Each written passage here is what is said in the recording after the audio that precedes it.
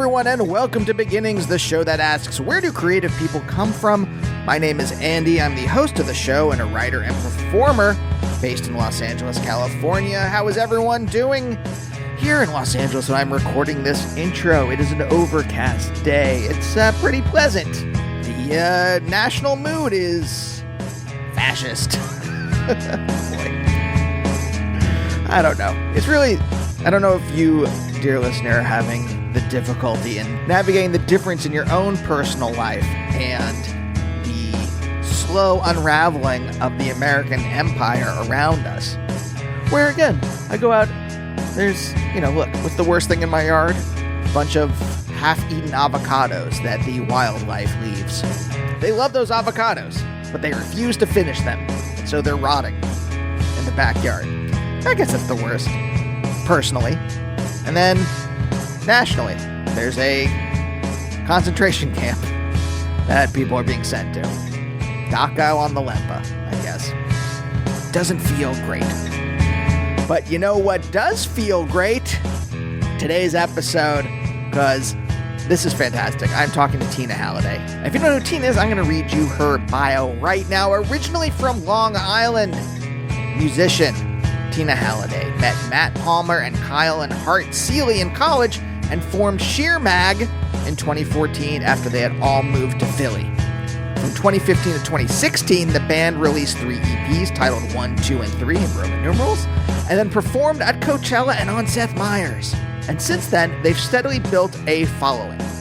Their next 2 albums were released on Wilson's Recording Company, and their latest, Playing Favorites, just came out last year on Third Man, and it's incredible. I've been a huge fan of Sheer Mag for a long time now, since those first EPs came out. And I wasn't bullshitting about the new one. It is so fucking good. So I was very excited to talk to Tina. I didn't know what to expect. And man, what a cool, open person. We really get into, I think immediately, we kind of jump right into the real stuff. A lot of family stuff, a lot of Long Island stuff. Great person, great musician. Hope you enjoyed this one. By the way, coming up on the show, a lot of great talks. Kristen Hirsch from Throwing Muses, David Longstreth from Dirty Projectors, Kelly Sue DeConnick, great comics writer. I just talked to Mr. Fish, political cartoonist, incredible artist. It was such a good talk. So look forward to those, but for now, let's talk to Tina.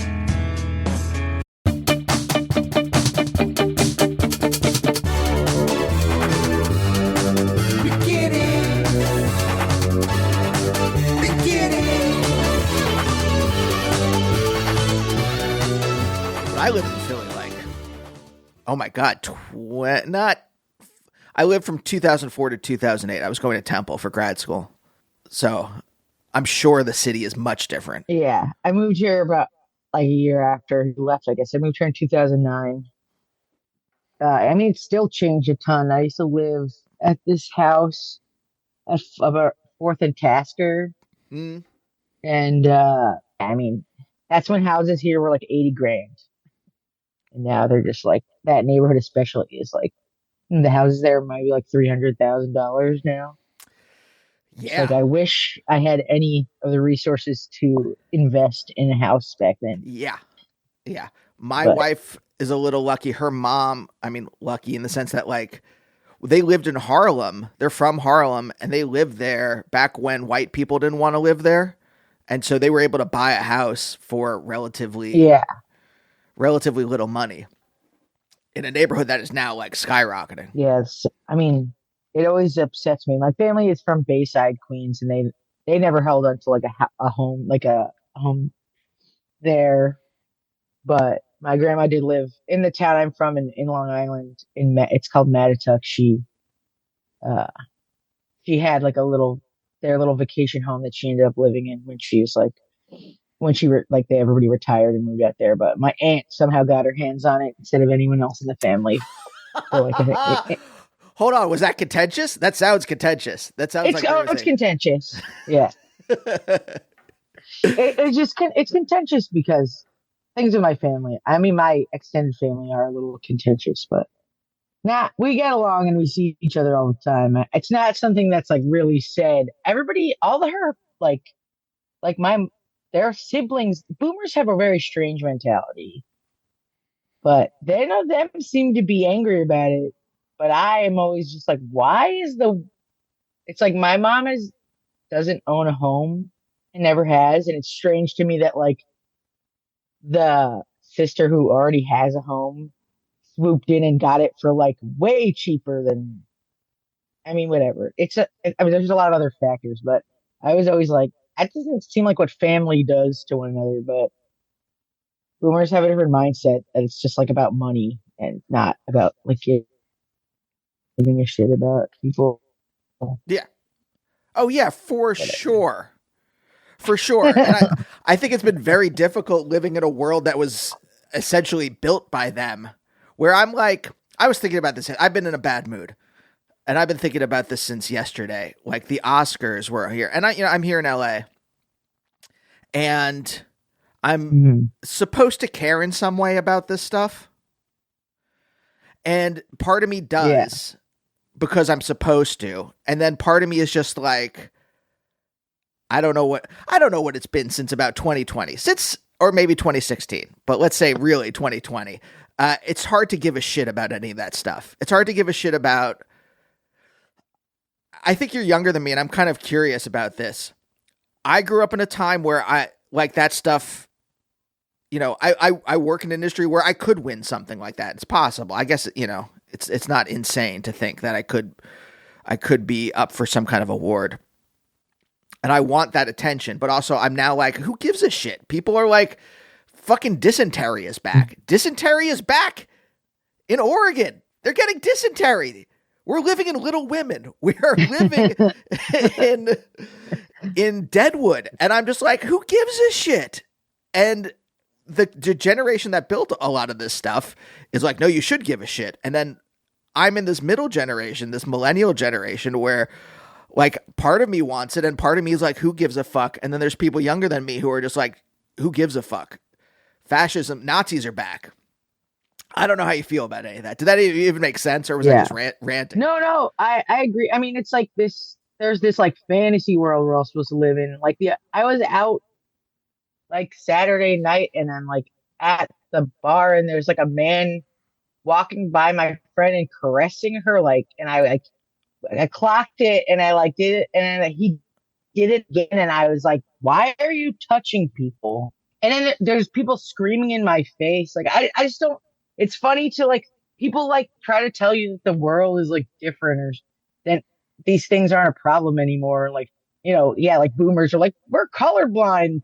It is, why do we have to keep talking about these things? Because that's like the rallying cry of like most of these like people is, why are we talking about this stuff? And it's like, we're talking about it because it needs to be like, I feel like it's a very like male thing to say in my experience is like, why are we talking about this? It's just that, why are we talking about problems? It's like, that's what you fucking do. You talk about them to address them.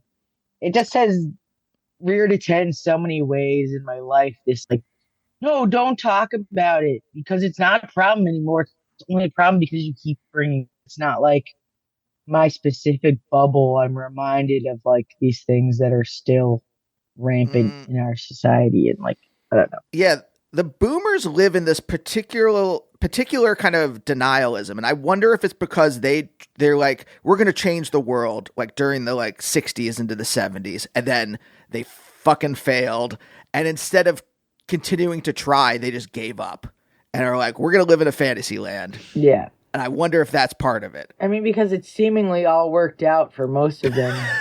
Right. I also was talking to my friend the other day as well, but I was like, baby, that generation never handed the world over. I feel like I'm a perpetual child. Like the other day, I was like, well, the adults aren't coming. I'm 39 years old. When am I going to consider myself like an adult? And just like, yes. I was like, it's because like, the world never like got passed over, you know? Yeah, that is 100% the feeling. They're passing it on to computers that they don't understand.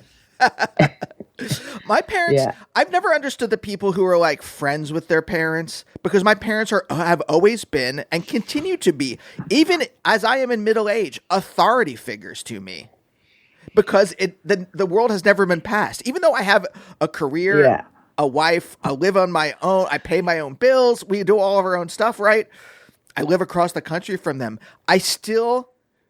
They are still authority figures to me because I don't feel like I have inherited the world. You are very right about that. I don't know if you feel that kind of like thing with your own parents, but I mean, I don't really, because I don't think I ever felt that way about, like, my dad is, he's been dead for like maybe 10 years, and I never did anyway because he's a horrible, horrible man, and he was a drug addict, and he was emotionally abusive and physically abusive to my mother, oh and God. my mom was just like had like 4 jobs to like take care of us, or pretty much until I like left the house. So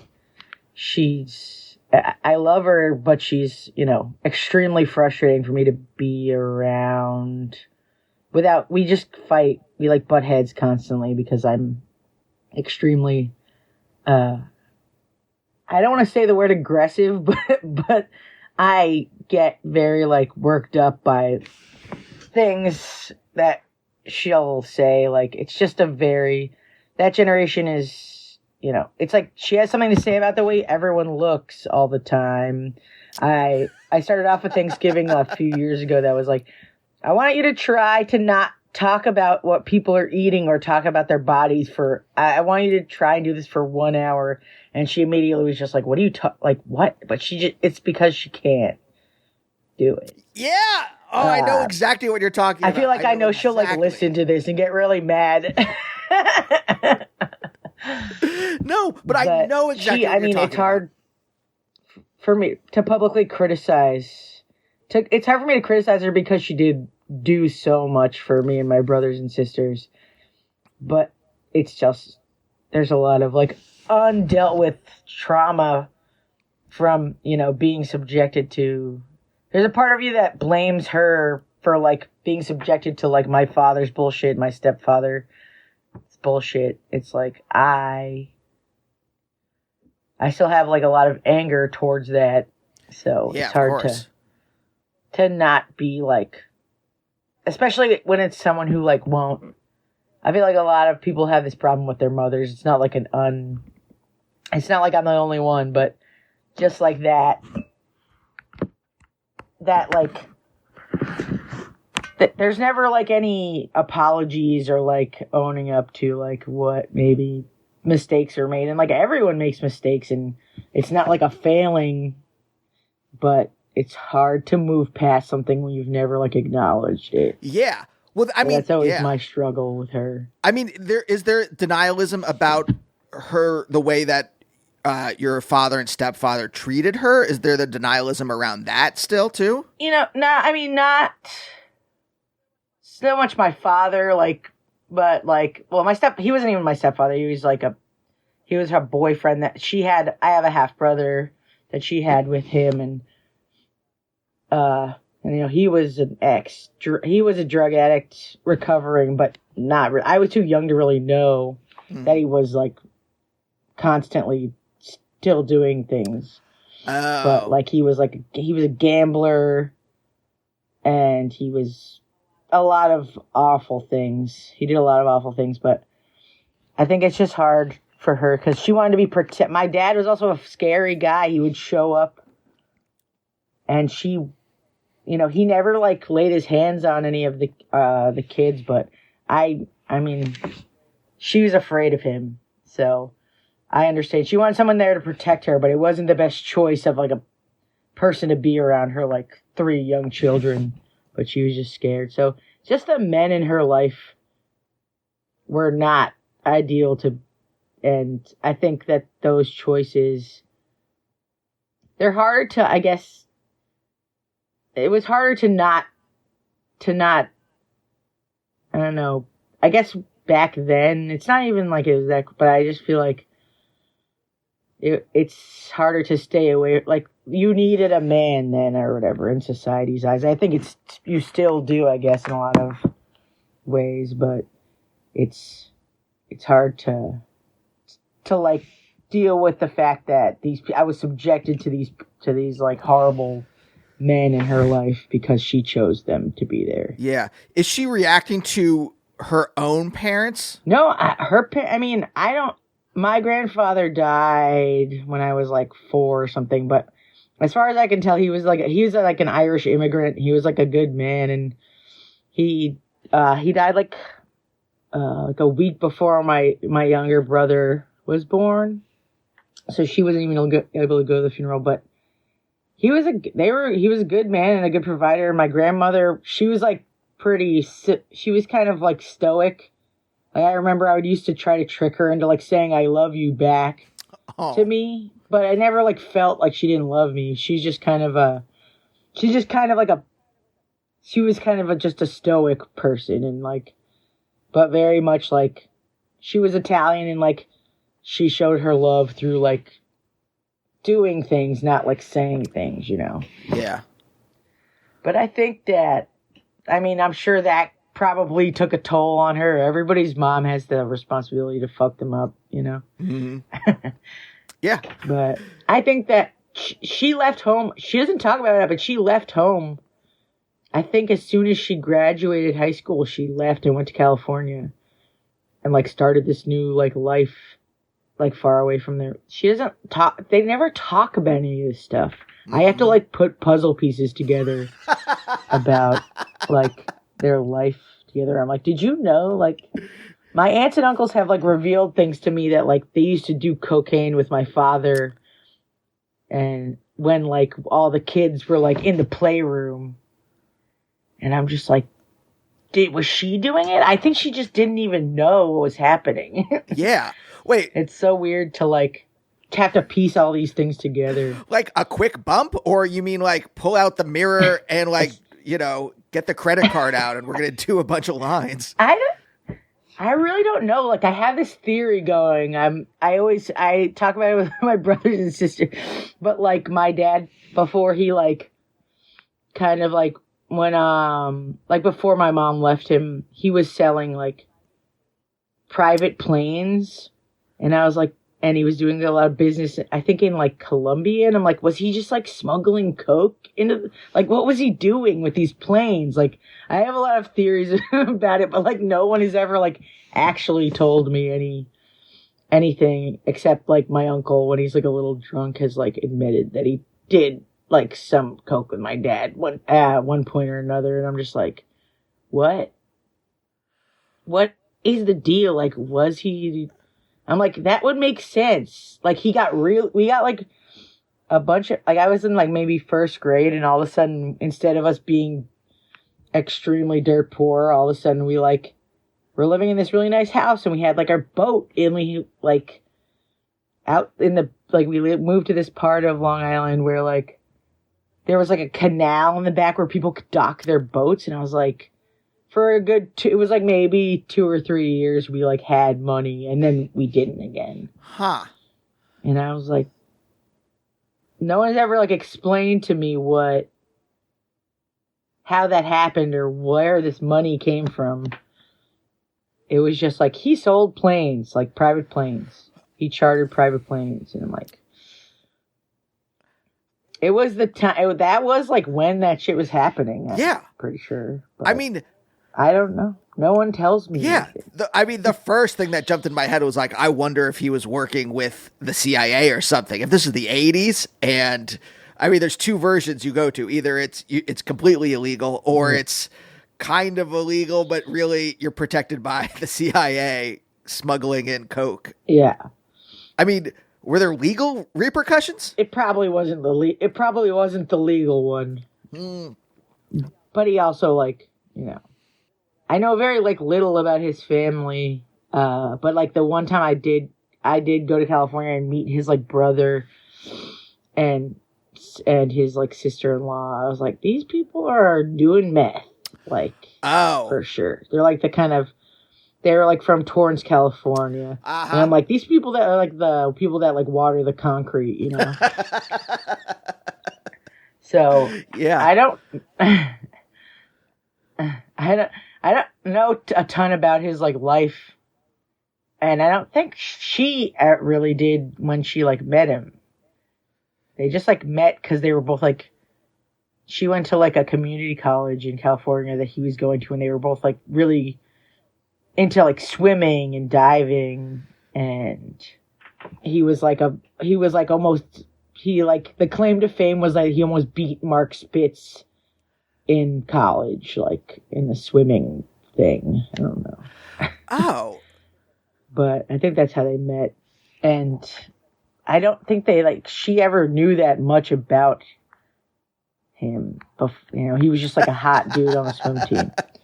She decided to like, when she like left home, and she was, I mean, I feel like he was probably a good 4 or 5 years older than her at that time too. Like, you're 18, you move to California and meet like a hot dude and who wants to get married to you, and you just like have a bunch of kids and realize that he's a fucking psychopath. Wow. Okay, so this is the 70s? Yeah. The late 70s. Yeah, the 70s. But it's like, these are all stories that I've made up in my head because no one has actually told me what happened, you know? Well, these are just like I get like little nuggets of things, and then I like make my own conclusions from it. I mean, that is interesting. But I really don't think I'm that far off. No, yeah. It sounds like you're like at least 85% of the way there. Like, you're not reacting to fiction. You're reacting to like mostly truth, it seems. Yeah. Yeah. So wait, your mom moves to California, meets your dad here. Did she ever tell you why she liked California? Was it just get away from the East Coast? She's never really gone into why because the rest of her brothers and sisters never like went far, and they're all still in Long Island. I mean, my mom eventually went back when she was like trying to get away from this man, but she never really explained why she left to me. You know, not in a real way. I'm sure the like happy version that she would want to like tell is just like that she wanted to like be a swimmer, and like that she drink. I mean, and there's always like kids hear about California, and she was like, yeah, it was the 70s. She probably was just like, that seems awesome. I want to get away from here. But I never really knew why. Yeah. Because it's interesting. The 70s here was when all the hippie stuff started to curdle.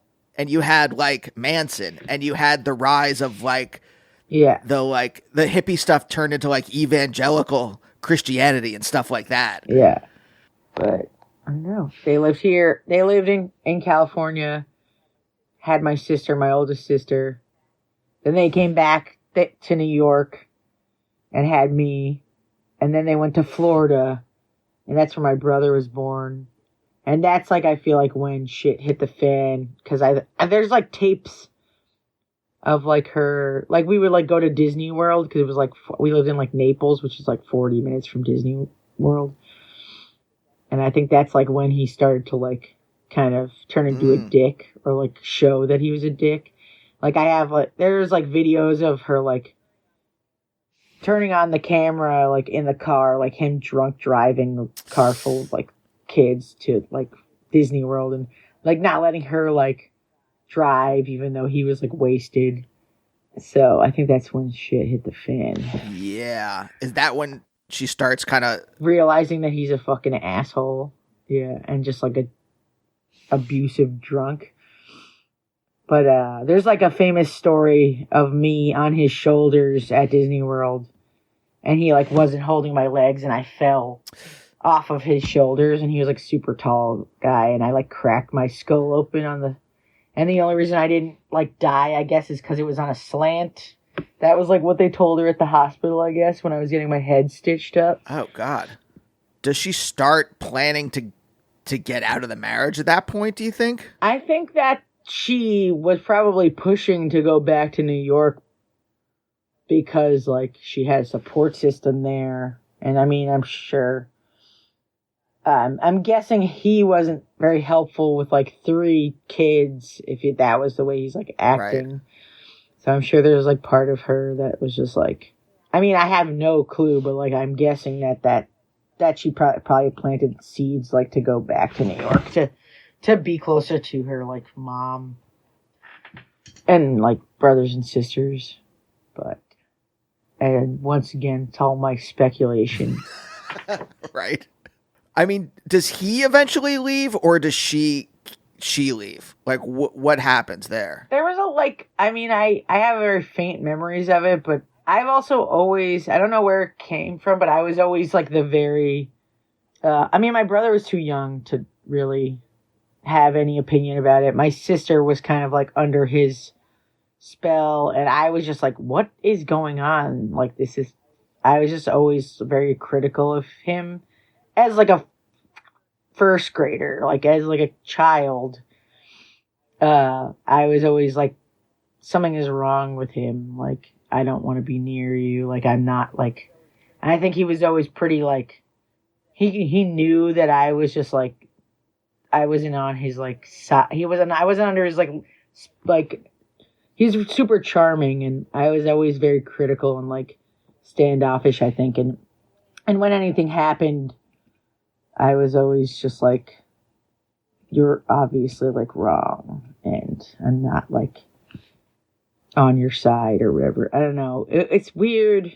Yeah, my mom would always try to leave him, and then we would come back and like back and forth. And I remember there's this one very like in my it's like very much in a really vivid memory of like my like brother and her like in the car, and he's like in the doorway with my sister, and I'm like between the two, and they're both like calling to me, and I like chose my mother, and then he just like defeatedly like lets my sister go, and we like went to my grandmother's house, and for like a while we would leave and go to my grandmother's house like a lot, and then come back.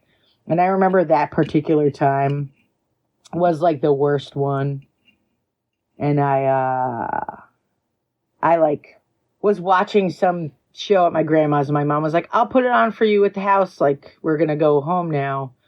And I walked into the room where she told me that, you know, the show was on, and it was football. And I was like, fuck.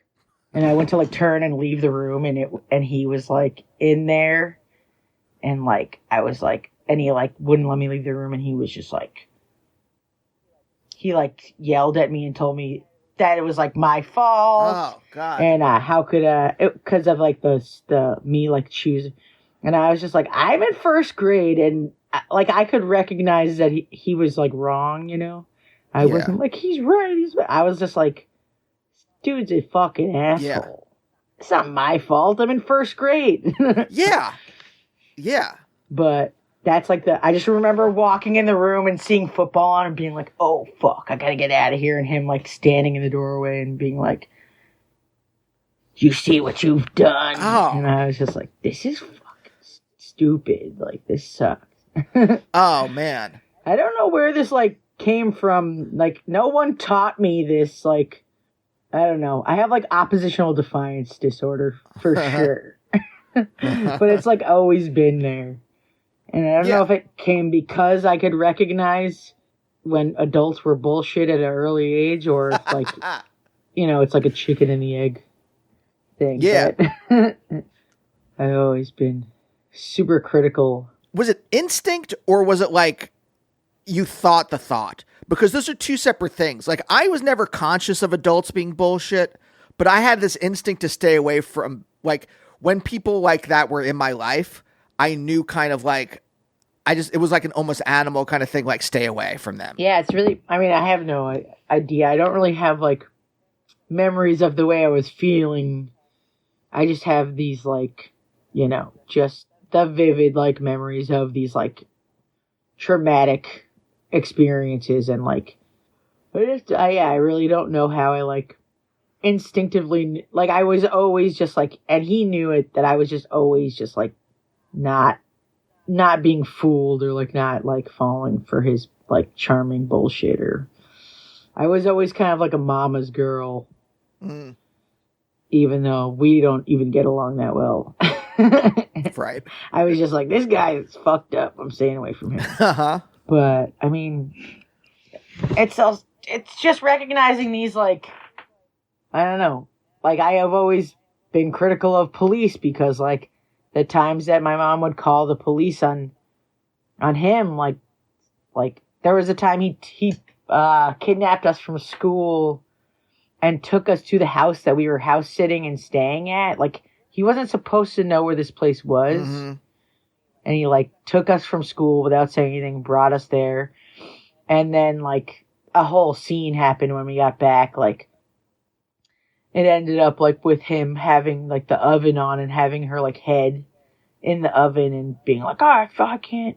And, like, they're threatening to kill her, like, in front of us. Jesus. And I remember I answered the phone. And he was like, don't answer it. And I answered it. And I was like, told whoever it was, like, to call the police. The police came and didn't do anything to him. The police came and were like, well, that's just like a man and his wife. It's none of our business. They made him, like, leave, but nothing happened to him. And I always reminded this, like, when I'm critical of police and my mom is like, why are you saying that about police? I'm just like, do you not remember when they did nothing? And they're just like, this is what always happens. Like, how does this not, like, affect your opinion? Because that was my go-to, like, I was like, this is what police do. They don't actually help anyone. They don't, like, solve problems. And usually they don't even, like, help people when they need, like, it's like, they don't do anything in these situations where they're needed. And I'm just like, remember that? Like, remember them just, like, letting him go and nothing happening? Like, how do you trust authority at all coming out of all of this? Like, you don't, right? Yeah, I mean, I guess the, like, positive part of all of this is I never have, like, had that illusion. And I've never, I'm pretty good at calling bullshit in general. I remember, there was, like, an ex of mine who, like, got into a rich dude, like, hit his car and, like, was like, it's my daughter's, like, BMW, and, like, all this. It was this huge story. I was, like, on the phone. I was like, that guy's lying, dude. I was like, get his information. Like, he's fucking lying.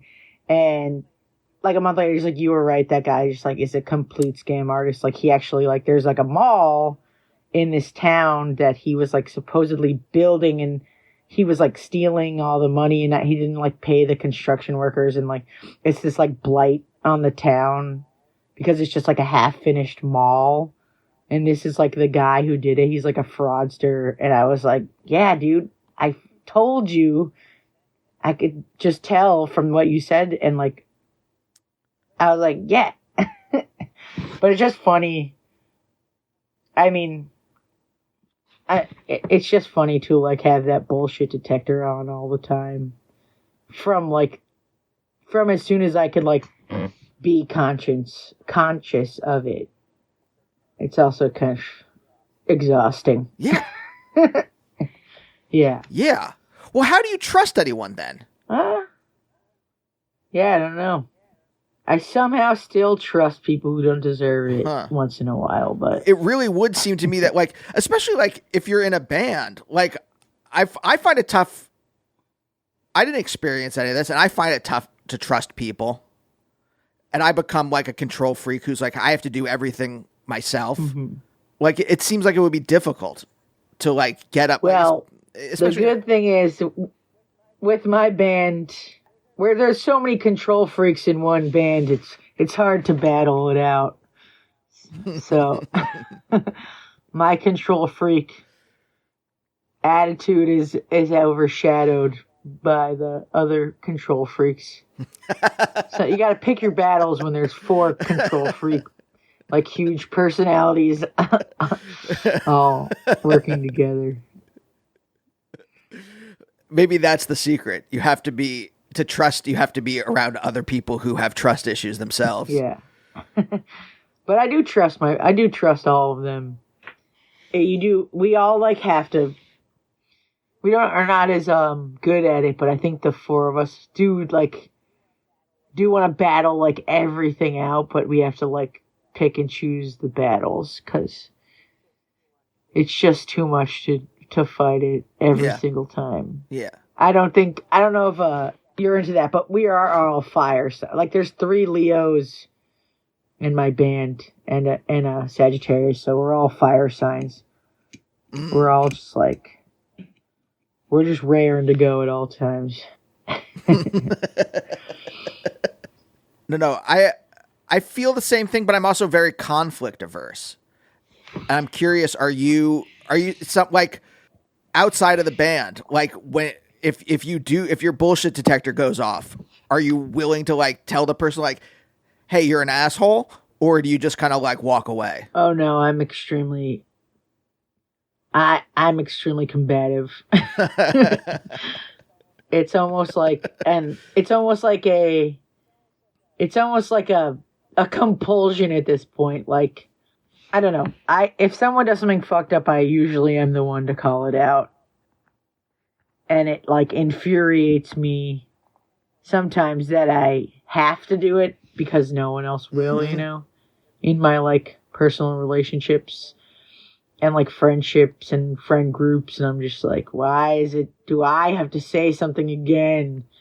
Because if it doesn't get said, it'll drive me insane. Yeah, I get that. Sometimes it feels like a compulsion. It feels like a compulsion sometimes.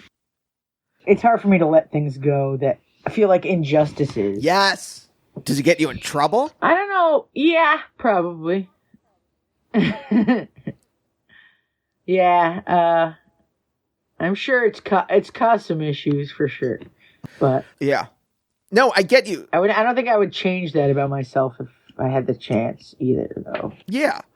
Well, let me ask, how does it work creatively then? I mean, it works creatively because I trust my bandmates and they also are they take it extremely serious, and everything that they do, they want it to be the best thing they could possibly make and do. And I trust their sensibilities, and it honestly isn't a problem at all when it comes to that. Like, I trust them. There's certain little things once in a while that I'll like fight for, like, but it's not a problem in a way that it's like a constant issue. I mean, there's things about like maybe like opinions I have about a way I'll like perform a song, or maybe like they'll be like, you do this too much in a song, and I will be like, well, that's like part of my like voice and my like persona as a music. Like, I don't think that's a problem. There'll be things like that, but it's never like, it's not like I don't think it's a real issue in that, and that's probably why it works. Yeah. The other thing I was thinking, it seems like you had to grow up somewhat quickly. If you have this bullshit detector, you know your dad's, there's a lot of things going on there. I'll be polite about it. Were you the person in the family that kind of took charge when you were younger? I think I kind of, and maybe I do this a little bit in my creative endeavors as well. I think I just like, because it was such an ordeal with him. My sister, when she was a teenager, she acted out a lot. My little brother was like super ADD and just like kind of mischievous, that I just kind of was like, well, I guess I just have to be the good one, and I'll just like chill and try not to be a problem. And I'll kind of like take care of myself. So I kind of just like, because of everything that was happening around me, I was just like, I'm gonna take a beat, and I'm gonna just like not make a huge problem for everyone around me. Yeah. Because they're already dealing with so much. Yeah. Yeah. I get that. So I think I kind of just did my thing. Yeah. I mean, what was your thing? When I was younger, I think I just was trying to like survive and make friends, and it was hard for me. I think when I was super young, because we moved to like a new town maybe when I was in like 4th grade, and and you know, that was around all the stuff happening is when I got bigger and I like started to be like the fat kid. Mm. So I think it was like a way to protect myself, but it also like made it hard to make friends. Mm-hmm. But I mean, I figured it out. I figured out how to be charming and how to be, and not like, I was also very much more of a, even though I could kind of call bullshit, I also knew how to like make people, I like was people pleasing more than, and that kind of like allowed probably more than I should have when I was like in that awkward phase of like trying to have friends and trying to have a way to honestly get the fuck out of my house and go hang out with people instead of having to be in my house with my like shitty stepdad. And like I was really into like, that's when I started getting into music. Is like my first tape was maybe, I think, Green Day, Dookie, and then Yep. we didn't really have money for a lot of stuff then. And I remember I got my great aunt or someone, my great aunt, she was like, what would you like, do you want like a gift? Like, let me send you stuff. And I was like, yeah, I want a boom box. And so she sent me a boom box, and she sent me like a bunch of cassette tapes that I asked for. So I got like, you know, a bunch of like Notorious B.I.G. cassette tapes and like other like TLC and like all that stuff. And I was also like really into making my own mixtapes off the radio. Yes.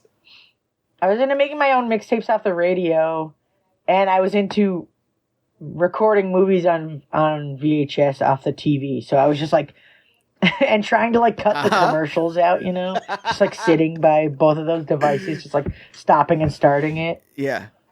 So I found it a few years ago, a cassette tape I had made probably in like 6th or 7th grade.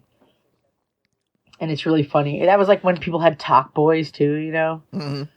And so it's just like it's a mixtape, and then there's like a little snippet of like me and my friends like in the wind and like our high pitched voices being like, "Oh my god, it's so cold!" Like, ah! And like so I have that one relic for my mixtape days. Mm-hmm. But yeah, I was very into like just having my room be my space. I had like my 101 Dalmatians posters and my like Jonathan Taylor Thomas you know, heartthrob posters, and my boombox that I was just like you know, recording the thong song off the radio or whatever. Tina, I had this little red tape recorder, and I would hold it up to the TV, and I would tape the audio of like Nicktoons, like Doug and Ren and Stimpy, or like I remember like Kids in the Hall sketches. And I would tape and listen, and on the school bus, I would listen to the audio of these things just over and over again. The audio of your favorite Doug cartoon. Yeah, exactly. So yeah, this is very familiar to me. Yeah, I was like, I haven't thought about myself then in a while, so I was like, what was I into? And I was like, oh, I was just like, my boombox is the coolest shit ever, and I'm gonna, because I had she got me a real nice one, like, remember like the ones with the speakers that like come off, and you could like position them wherever. Yeah, my sister had one of those. Yeah, and I had the double tape deck. It was fucking sick, and obviously the CD player on top, and yeah. Is there a thing you want it to be? I actually have this book that I found a few years ago that I wrote in the 1st grade that was like, it was when I first moved to Philly. I found it when I was like moving my stuff from my mom and my sister's like house. And I I found this book and it was like, I want to be a singer or something to do with animals. And it was like right when I got my first job in Philly at Monster Pets, which is this like fucking pet store, where my manager was just like constantly like berating me. And I was in my, I had moved to Philly with my first band. So it was like, everybody was like jokingly like, your dreams came true. You're a singer and you work with animals. I was just like miserable and broke. Like working at a fucking terrible pet store I only worked there for like 2 weeks before I just didn't show up ever again. But it was just really funny that we found the book and it was like exactly the stupid. I work with animals and I'm a singer in a band that no one cares about. Miserable and broke does remind me of my early years in Philadelphia and my later years also. Yeah, definitely broke all the time, but not always extremely miserable. Yeah, no, I mean, I was in grad school and I just wasn't happy. But did you like pursue music? Like, was that a thing or was it something you kind of like fell into? I realized that, well, my first band at college, at school, I kind of just like my friend Sam, we were both like just getting into like Sam Cooke, that like live record. And he started like, he would like go, we both worked at the student center at my school and there was like a practice room in there that he would like go, he started like just learning those songs, those Sam Cooke songs and was like covering them. And I just kind of went up to him and was like, I'm going to sing these with you. I kind of like forced him into it. And then our friend James was like, I'm going to play drums and find a bass player. And I'm going to play these songs with you guys too. So it was kind of just like everyone telling the other ones, like, we're doing this. I'm doing this too. And then that turned into my first band, which was, I sang and my friend Sam played it, organ and sang. And it was all just kind of like very influenced by like soul music. And we did start by doing like a Sam Cooke cover. We did some other covers. We ended up doing we did like a Etta James cover at some point. We did like a Temptations cover where I played bass. We all like did the little switch around instrument move, but yeah. So that was my first band, and we ended up moving to Philly together, and we played a lot with like the other people in my bands, like Matt's band, Weird Korea, and Hart's bands. Hart had a bunch of bands, but we would all play together at Purchase, at school, and like Hart and I's bands like play together in New Paltz a couple of times, but we were never like super, we were friendly, but we were never like super close until like they all ended up moving to Philly after they graduated, and we ended up getting a big house together, and my other band ended, and their band ended, their other bands, so I think we just like, Hart and I had seen each other, like he would come to like see my band play, and then his brother moved there, and they were like they were making these rock songs, and they were like, we gotta get Tina to sing on these, and then I was like, cool, let's do a band, but Matt has to be in it too, and that's like how everything ended up happening. Matt actually tried to play drums at first, but we were like, well, you're not going to do that, but you do something else. We'll play rhythm guitar. But like when you found music, was it exciting? Was it like, did something turn on in you? Like, or was it just like, oh yeah, this is nice. This is fun. I'm going to just keep doing something that's fun. I think it's always been a way for me to like, I was super into emo when I was in high school. And I remember I was telling the story the other day, that stupid fucking I was at the point where I was like, oh, I don't like Blink-182 and like Green Day anymore. I'm not into that mainstream stuff anymore. And a bunch of the people I was friends with, they were just like doing all these things that I didn't like. Like, I remember this kid told everyone I was a spread a rumor that I was a lesbian, and like all my friends who I had like sleepovers at their house like the weekend before, like no one would like sit next to me in like English class. And then I was like, and then that stupid that Sum 41 Fat Lip song came out, and all of them were like, Tina, you should be in this video. And I was like, fuck you guys, I'm getting new friends. That was like the turning point.